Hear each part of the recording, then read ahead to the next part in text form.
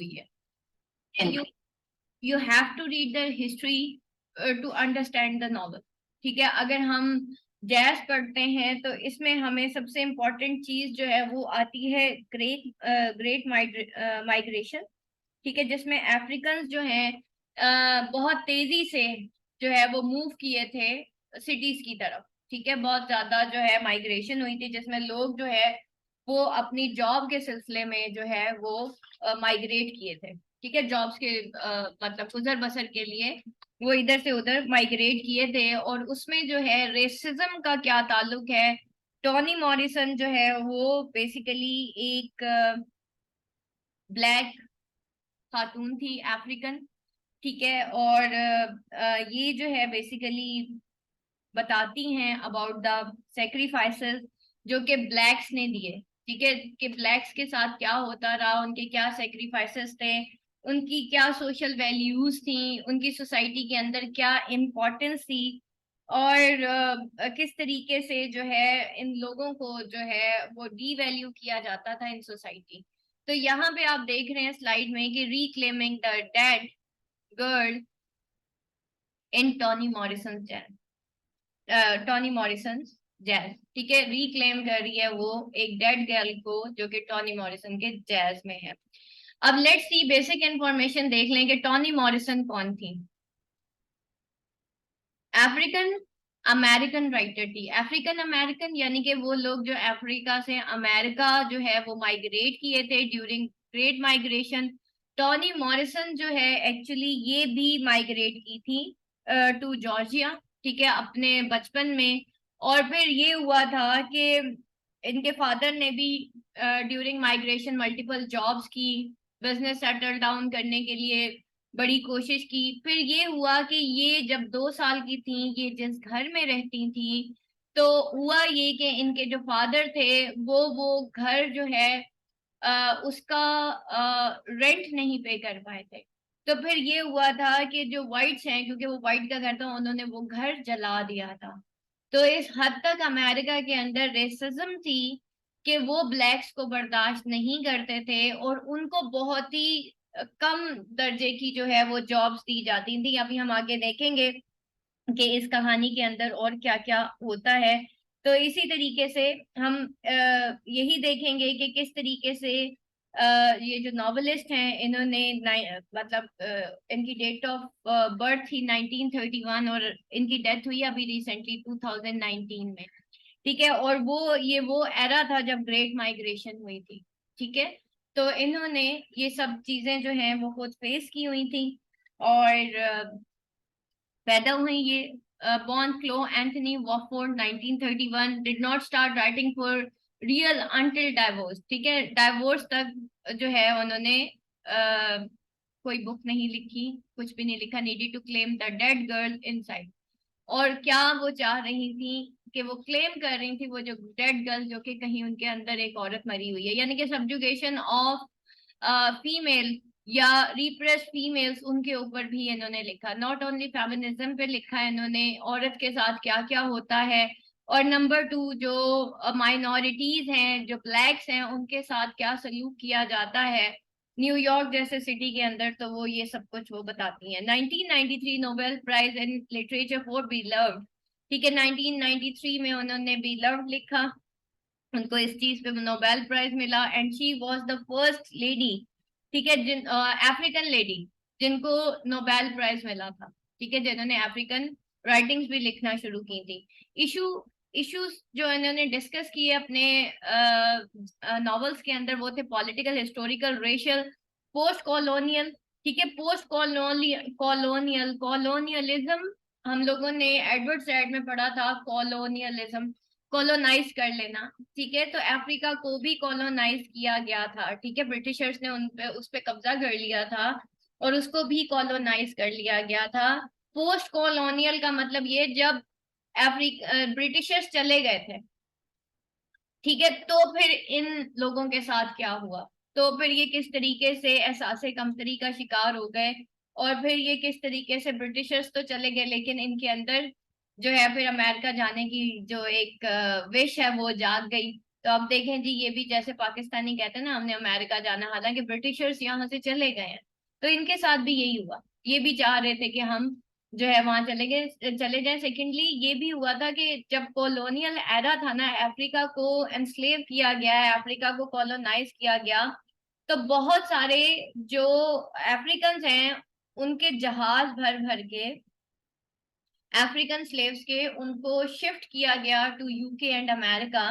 ठीक है, और उसकी वजह से जो आगे फिर इनकी नस्लें चली वो अमेरिका में। अब आप देखें कि व्हाइट्स एंड ब्लैक्स का बहुत ज्यादा आपस में तजाद है, अफ्रीकन और अमेरिकन का। तो वहां पे जितने भी ये अफ्रीकन हैं, ये उन्हीं की जनरेशन हैं जो कि वहां पे फिर पली बढ़ी और फिर माइग्रेट हुई। ठीक है, तो यहाँ पे क्या है, इश्यूज जो हैं उसने political, historical, racial, post colonial women, how women displace themself, किस तरीके से वो अपने आप को डिस्प्लेस करती हैं, हम ये सब कुछ यहाँ पे देखेंगे। अच्छा जी, अब जो है ये टोनी मॉरिसन की एक कोट है, so I looked as though the world was going by and was not in that world, I used to live in this world, I mean really live in it. ठीक है, I knew it, I use to belong here. वो कहता है कि कहती है कि so it looked as though the world was going by, ऐसे लग रहा है कि दुनिया चलती ही चली जा रही है, and I was not in that world, और मैं उस दुनिया से ताल्लुक नहीं रखती। यानी कि इन वाइट पीपल से शायद मैं ताल्लुक नहीं रखती, शायद सब तो चलते जा रहे हैं लेकिन मैं शायद रुकी हुई हूँ। And I use to live in this world, और मुझे इसी दुनिया के अंदर रहना है। वो कहती है ना कि डेड गर्ल, तो डेड गर्ल क्या है कि दुनिया तो चली हुई है लेकिन वो अंदर से मरी हुई है। आई mean really live in it, और मेरा कहने का मतलब है कि मैं इसमें जीना चाहती हूँ। आई न्यू इट, मैं जानती हूँ। आई यूज टू बिलोंग हियर, और मैं आदी होगी। आई यूज टू बिलोंग हियर, ठीक है, मैं आदी होगी, मुझे इसी इसी के साथ बिलोंग करना है। And at some point I did not belong any more, और कभी कभी ऐसा लगता है कि मैं इससे बिलोंग कभी करती ही नहीं। I was somebody's parent, somebody is this, somebody is that, but there was no me in that world। ठीक है, मैं किसी की माँ हूँ, किसी का की कुछ हूँ, किसी की कुछ हूँ। तो वो कहती है लेकिन there was no me in the world। ठीक है, मैं खुद तो हूँ नहीं। ठीक है, there was no me, मेरी अपनी सेल्फ ट्रू आइडेंटिटी क्या है। ठीक है, तो वो अपनी आइडेंटिटी के बारे में कहती है। And I was looking for that dead girl, and I thought I might talk about that dead girl, if for no other reason than to have it. Somewhere in the world, in a drawer, I was everybody, her characters। यानी कि वो कहती है कि somewhere in the world, in a drawer, was everybody। शायद जो है वो कहती है कि अब मैं उस डेड गर्ल के बारे में बात करती हूँ। ठीक है, आई माइट टॉक करूंगी या करना चाहूंगी, if for no other reason than to have it somewhere in the world, जो शायद इस दुनिया में कहीं है, किसी ड्रॉयर में। ठीक है, as I began to it, as it was everybody, हर कैरेक्टर्स की, उसके हर कैरेक्टर के अंदर वो उस डेड गर्ल को फाइंड आउट करना चाहती है। And as I began to do that, और जैसे ही मैं इसको स्टार्ट करती हूँ, I fell in love with myself. तो वो उस डेड गर्ल को अपने अंदर फाइंड आउट करती है, और वो कहती है कि फिर मैं I fell in love with myself. इंसान जब अपने आप की ट्रू आइडेंटिटी फाइंड आउट करता है, उसको एक्सप्लोर करता है, तो ही इंसान एक्चुअली अपने आप से मोहब्बत करता है। I reclaim myself and the world, और जब मैंने I reclaim myself and the world, और मैंने फिर अपने आप को और इस दुनिया को रिक्लेम किया। ठीक हो गया। तो यहाँ पे उसने एक बहुत बड़ा मैसेज दिया है कि हम उस वक्त तक अपनी ट्रू आइडेंटिटी नहीं बना सकते जब तक कि लोग हमें एक नाम दे रहे होते हैं कि तुम माँ हो, तुम बेटी हो, तुम बहन हो। ठीक है, वो तो हमने कर नहीं करने हैं, बट वट इनसाइड मी ना, मैं खुद क्या हूँ ना, मेरी अपनी शनाख्त क्या है। तो वो कहती है कि जब मुझे पता चला अपने आप को का, तो मुझे तो मोहब्बत हो गई अपने आप से, और I reclaim myself in the world, और मैंने रिक्लेम किया अपने आप को और वर्ल्ड को। ठीक है, तो बेटा जो अंदर होता है वही तो बाहर निकलता है ना, फिर अंदर ही खाली है तो फिर क्या होता है, हम बाहर के लोगों के इशारों पे नाचना शुरू हो जाते हैं। अच्छा जी, नेक्स्ट स्लाइड पे चलते हैं। अब देखते हैं ट्रायोलॉजी। ठीक है, वो उसने मोस्टली ट्रायोलॉजीज लिखी। ट्रायोलॉजी कहते हैं 3 किस्तों पे मबनी किसी कहानी को, ठीक है, 3 फेजेस में। हम कहते हैं ना टू बी कंटिन्यूड, वो जैसे अक्सर मूवीज आती है स्पाइडरमैन 1, स्पाइडरमैन 2, स्पाइडरमैन 3, ठीक है, इसी तरीके से जो ट्रायोलॉजीज होती हैं वो 3 फेज जो होती हैं, 3 एपिसोड पे बेसिकली बेस करती हैं कहानियां। तो ये ट्रायोलॉजी लिखा करती थी, जैसे उसने बिलव्ड लिखी, जैज, या फिर इसके अंदर 3 कहानियां होती हैं जिसको एक ही बुक के अंदर मर्ज किया जाता है एक टाइटल के अंदर।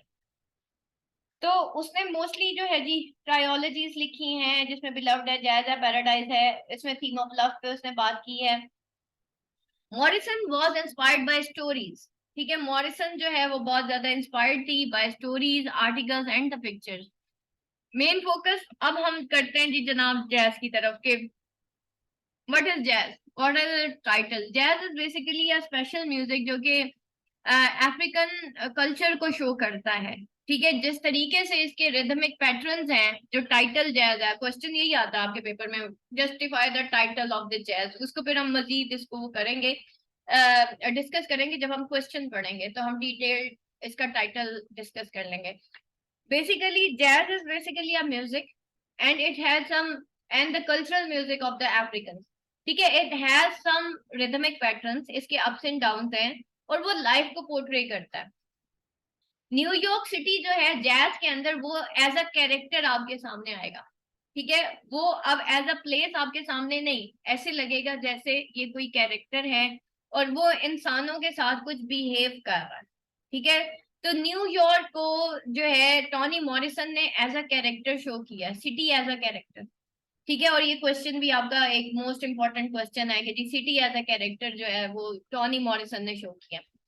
तो jazz basically ups and downs हैं ऑफ द लाइफ, की जिंदगी जो है वो कुछ मिजाजों का, कुछ उतार चढ़ाव का, कुछ अप्स एंड डाउन्स का, कुछ हैप्पीनेस एंड सैडनेस का एक कॉम्बिनेशन है, ठीक है। और उसके अंदर जो है हमारी हैप्पीनेस और सैडनेस में कुछ हमारा पास जो है ना वो इन्वॉल्व होता है। हजारों साल नरगिस अपनी बेनूरी पे रोती है, बड़ी मुश्किल से होता है चमन में दीदावर पैदा। तो इसी तरीके से हम वो पढ़ते हैं ना, मत सहल हमें जानो फिरता है फलक बरसों, तब खाक के पर्दे से इंसान निकलते हैं। तो बहुत टाइम लगता है एक इंसान को बनने में और एक इंसान को बिगड़ने में भी, ठीक है। एक इंसान के बिगड़ने में कोई 2 दिन का हाथ नहीं होता, एक इंसान के बनने में भी कोई 2 दिन का हाथ नहीं होता, ठीक है, वक्त लगा होता है, ठीक है, उसकी साइकी बनने में, उसको आगे जाने में, and each and everything. Period यहाँ पे देख लेते हैं जी, 1838 से 1926, where beloved lives of love theme, romantic love उसने ज्यादा, nature versus the city, New York, Harlem, ठीक है। बेटा ये हरलम लिटरेचर जो है ना, ये इसके बारे में मैं अभी आपको बाद में थोड़ा सा बताऊंगी, क्योंकि ये थोड़ा सा आपको जानना जरूरी है। अब यहाँ पे वो नेचर वर्सेस सिटी, न्यूयॉर्क, हार्लम जो है बेसिकली जो लोकेशन है यहाँ पे, जो जहाँ पे ये पूरा नॉवल जो है जिस पे बेस करता है उस वो है, और उसमें आपको नेचर वर्सेस सिटी दिखाया जाएगा। नैरेटर है वॉयलेट एंड जो ट्रेसेस, और फिर नंबर 3 पे जो है वो डॉर्कास, ठीक है, डॉर्कास और वॉयलेट और ये जो की कहानी है। और ये कोई एक रोमांटिक रिलेशनशिप है जिसमें वॉयलेट एंड जो आपस में मियाँ बीवी है, जो है वो शौहर है, वॉयलेट बीवी है, और डॉर्कस जो है वो ये जो ट्रेस की जो है गर्लफ्रेंड है। अच्छा जी, यहाँ पे हम देखते हैं कि Violet cracks, Violet and that Violet, Violet Violet जो है बेसिकली वो फीमेल है जो अपनी ट्रू आइडेंटिटी फाइंड आउट करने की कोशिश कर रही है, और वो बहुत फ्रस्ट्रेटेड एक खातून है। गोल्डन ग्रे जो है वो ब्लैक एंड वाइट, ठीक है, ब्लैक एंड वाइट का मतलब है गोल्डन ग्रे एक ऐसा बच्चा है जिसका बाप ब्लैक था और उसकी माँ जो है वो वाइट थी। तो इसके अंदर हम देखेंगे कि जब एक ब्लैक की वाइट से शादी होती है तो क्या होता है, और सोसाइटी उसको कैसे जो है वो रिएक्ट करती है उसके खिलाफ। Generations of motherless mothers and daughters, और यहाँ पे हम देखेंगे कि मदरलेस मदर्स यानी कि इस हद तक फ्रस्ट्रेशन हो गई कि मदर्स ने या तो सुसाइड करना शुरू कर दी, या वो भाग गई, या वो अपने बच्चे छोड़ गई। तो यहाँ पे हम वो बच्चे देखेंगे जिनकी मदर्स नहीं थी, ठीक है। तो मदरलेस जनरेशन ऑफ मदरलेस मदर्स। तो ये जो वॉयलेट आपको यहाँ पे नजर आ रही है, ये भी एक मदरलेस मदर ही थी, ठीक है। मदरलेस, ये खैर इसके बच्चे तो नहीं हुए एंड तक, लेकिन she is also motherless. Next, encourage the reader to participate, to read and reread the story, to reclaim the past of every African American. और एनकरेज करता है रीडर को कि वो पार्टिसिपेट करें, कि वो रीड करें और री रीड करें स्टोरी, कि वो रिक्लेम कर सकें past of every African American. Superficial level पे अभी आपको एक स्टोरी सुनाई जाएगी, और ये आपकी तमाम अमेरिकन लिटरेचर की बुक्स में यही होगा, ठीक है। और लेकिन उसके बैकग्राउंड में एक रियल स्टोरी होगी जो कि हम बाद में उसको एक्सप्लोर करेंगे। Healing power of old and familiar love, ठीक है। इसके अंदर ओल्ड और फैमिलियर लव दिखाया, हीलिंग पावर दिखाई जाएगी ऑफ ओल्ड और फैमिलियर लव की, पुरानी मोहब्बत, ठीक है। Violet reclaiming the dead girl inside, और वॉयलेट अब यहाँ पे रिक्लेम कर लेगी वो जो डेड गर्ल थी उसके अंदर, उसको वो रिक्लेम कर लेगी, ठीक है। अच्छा जी, अब हम चलते हैं थोड़ा सा बेटा नेक्स्ट स्लाइड की तरफ। मैं आपको हर्लम के बारे में थोड़ा सा बताना चाह रही थी, और थोड़ा सा बेटा अब हम इसकी देखेंगे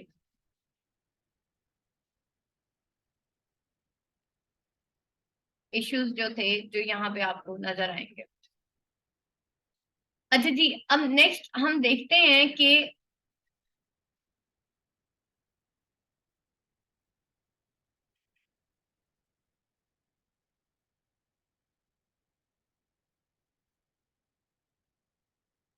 the segregation between races and issues on young girls' sexual life in the novel. The author expresses about segregation between races in this novel clearly. It does not take too much nonsense blabbering only by describing information about the condition and the tense between the races in that year. The author already says what she thinks about the segregation out loud. One of the quotes that they really expresses her thoughts about segregation is white people literally threw money at you just for being neighborly, opening a taxi door, picking up a package. In fact, there were streets where colored people owned all the stores, whole blocks of handsome colored men and women laughing all the night and making money all the day. The quotation that I've mentioned above is an example of how black people were treated by white people during the year where the novel setting takes place. अब यहाँ पे देखें कि author क्या कहती है कि white people literally क्या करते हैं, वो थ्रो करते हैं money at you just for being neighbourly, ठीक है, कि वो आपके नेबरली हो जाएं, एक टैक्सी डोर खोलते हैं और एक पैकेज उठा के ले जाते हैं। और इनफैक्ट जो है देयर वर स्ट्रीट्स जहाँ पे कलर्ड पीपल किसे कहा जा रहा है, डिफरेंट मोस्टली वाइट्स को कहा जा रहा है। Basically America is divided in two colours ना, coloured peoples and sorry whites and blacks ना, या इनको हम कहते हैं नॉन व्हाइट्स, ठीक है। व्हाइट्स एंड नॉन व्हाइट्स, वो अफ्रीकन नहीं, जितने भी आउटसाइडर्स होते हैं उनको वो नॉन व्हाइट्स कहते हैं। तो यहाँ पे वो कहता है कि सारे तो व्हाइट्स ने जो है वो उनके कलर्ड पीपल थे, उनके कलर्ड क्यों उसको कह रही है कि वो खुश थे, इस वजह से वो कलर्ड थे। बेसिकली वो व्हाइट पीपल को कलर्ड पीपल कह रही है।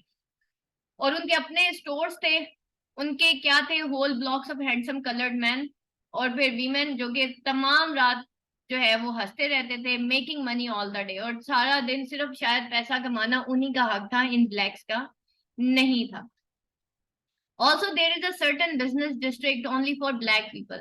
सिर्फ एक certain business district थी जो कि सिर्फ black people के लिए थी, ठीक है। यानी कि एक एरिया दे दिया था कि भाई ब्लैक्स बस यहीं रहे और इससे बाहर ना निकले, ठीक है। और and only black people that sell things there और hang out with friends who of course also are the same races.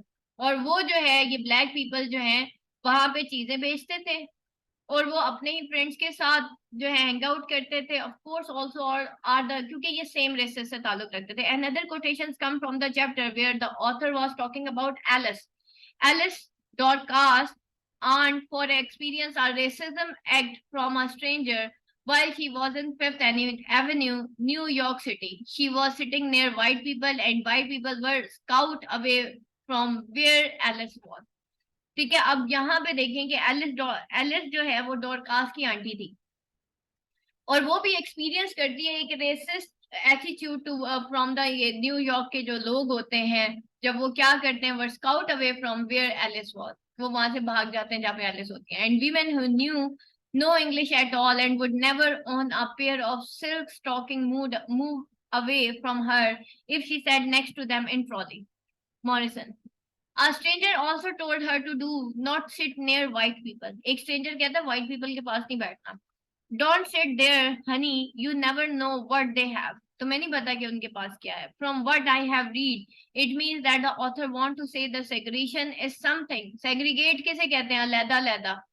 ठीक है, यानी कि whites and non-white segregation between whites and non, and that is very usual and common in America, even in sophisticated places such as Fifth Avenue, New York के fifth Avenue जो है उसका बड़ा नाम है, लेकिन वहां पे हालांकि पढ़े लिखे लोग हैं, लेकिन वहां पे भी सेम यही कुछ होता है.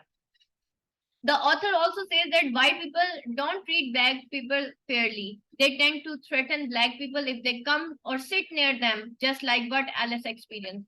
ठीक है, वो उसके पास बैठना भी पसंद नहीं करती. अब डॉर्कास जो है वो हार्लम में रहती थी around 1920s era. This year is actually when the Harlem Renaissance happened. ठीक है, Harlem Renaissance क्या कहते, किसे कहते हैं? Renaissance is the rebirth of knowledge. ठीक है, और यहाँ पे हम क्या पढ़ने जा रहे हैं? Harlem Renaissance, और that was the 1920s era. ठीक है, 19वीं सदी, 20वीं सदी हो गई ना, 1920s era. This year is actually when the Harlem Renaissance movement around 1920. It is liberation of literature for literature, music and fine art. ठीक है, अब हम Harlem Renaissance के बारे में बात करने जा रहे हैं बेटा. इसके अंदर रीबर्थ हुई लिटरेचर की, म्यूजिक की, आर्ट्स की बाय अफ्रीकन अमेरिकन पीपल. ठीक है, बाय अफ्रीकन अमेरिकन पीपल. बेटा ये पॉइंट लिखिएगा, ये आगे जैस में काम आएगा. मोस्ट इंपॉर्टेंट पॉइंट है. In the Harlem city, New York. For my opinion, the era where Dorcas lives is already modern, but we could still smell segregation between white and black in this novel. Although there is still scandals here and there in the society she lives in, Violet invited her into examine the record, and that's how that scandalizing their some threesome in Lennox Avenue begins. What turned out different? Who shot whom? Morison. वो कहती है कि क्या what turned out different? Who shot whom? कोई पता नहीं कौन किसको कैसे मारता है. किसके बारे में बेटा? हार्लम रेनेसेंस के बारे में. हार्लम रेनेसेंस बेटा ये शॉर्ट क्वेश्चंस हैं, ये याद रखिएगा कि ये एक मूवमेंट थी अराउंड 1920 जिसमें लिबरेशन हुई थी for literature, music and fine arts की. ठीक है, और from quotation we already could get how society describes in novel. Below is shadow where any base thing take place. Clarinets and love making, fists and voices of sorrowful women. A city like this one makes me dream tall and feel in one thing. Feel in on thing. Morison. It is clearly mentioned how it feels to stand there in the city that day. कि आप किस तरीके से उस city में stand करते हैं. The author describe the irony between love making and sorrowful women. How fist could meet harmony that clarinets make. It is full of scandal, but still the city makes you want to always dream big. लेकिन city क्या चाह रहा है आपसे? अभी देखिए मैंने आपको कहा था कि सिटी को ना वो एज अ पर्सोनिफाई करेगी. अभी टॉनी मॉरिसन सिटी आपसे क्या चाह रहा है?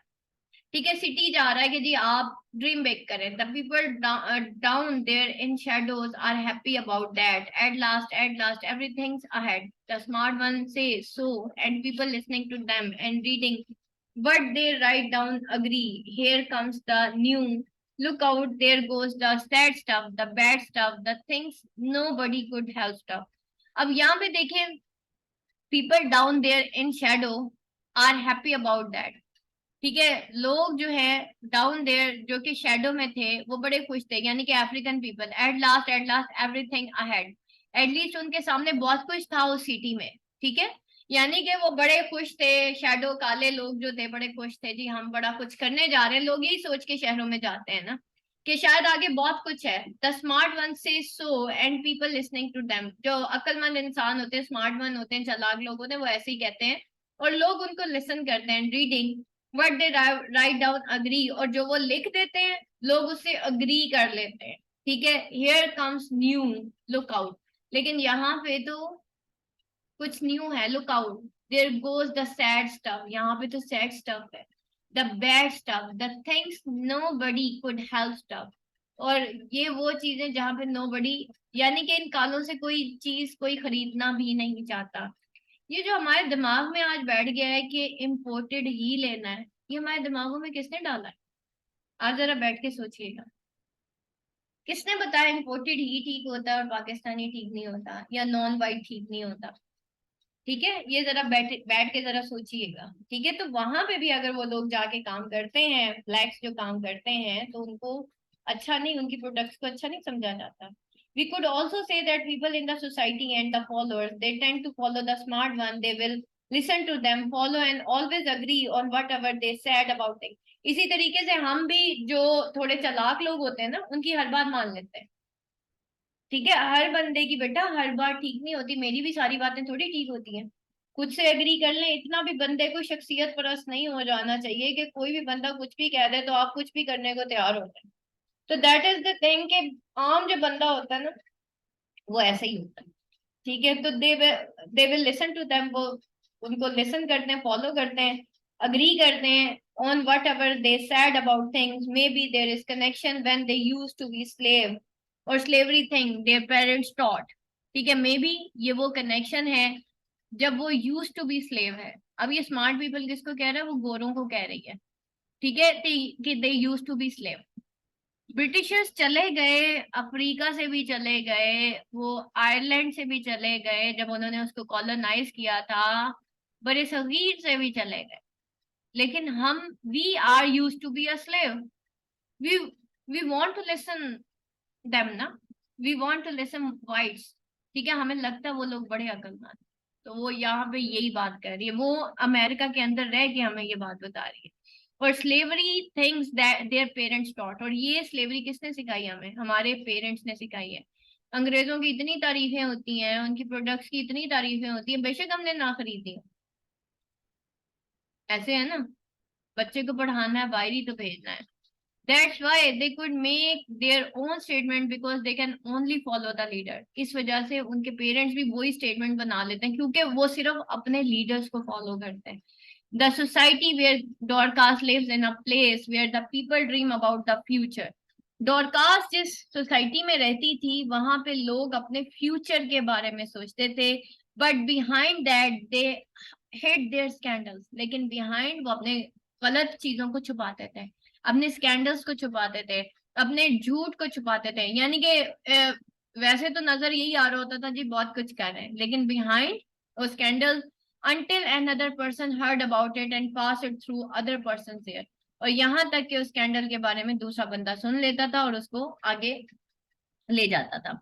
The author also expresses her issue on girls' sexual life and how young girls could have an affair with an older man, just like relationship between Dorcas and Joe Trace। ठीक है, मैंने आपको बताया कहानी है जी ये जो ट्रेस की और वायलट की और डॉरकास की। और डॉरकास जो है वो एक यंग लड़की है, अराउंड अबाउट 16 से 18 साल की, और जो कि जो ट्रेस एक 50 साल बूढ़े के साथ इसका लव अफेयर है। Pregnant girls were most susceptical susceptible but also were the grandfathers.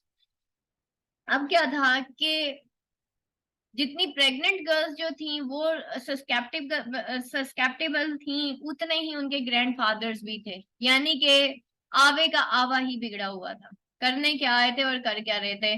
The quotation implies that in that neighborhood the girls not always have same age boyfriend। यानी कि उसका बॉयफ्रेंड कौन सा होता था? ग्रैंडफादर की एज का होता था, not younger but much older boyfriend, younger तो नहीं, older boyfriends होते थे, they could get pregnant because of them, and that's all because of the lack of father figure between girls in the society. क्योंकि उनका बाप नहीं होता था, ठीक है, तो फिर क्या होता था कि वो इस तरह से उनके लव अफेयर्स चलते थे. Who would have thought old men needed to be cautioned to, told and warned against seeing, smelling or even hearing her. Unfortunately, it is not only girls but also old men also have so much lust that they could not keep it for themselves but get it all out on young girls. The young girls, they also do the same. They have so much passion, so much lust that they could not save it only to younger boys but also to much older men, even those who already had a wife. ठीक हो गया? तो ऐसे लोग जो हैं वो ऐसे करते थे. ठीक हो गया? अच्छा जी, अब चलते हैं बेटा इसकी समरी की तरफ. Let's start the summary. ये तो हो गया इसका जो सियाको सबाक था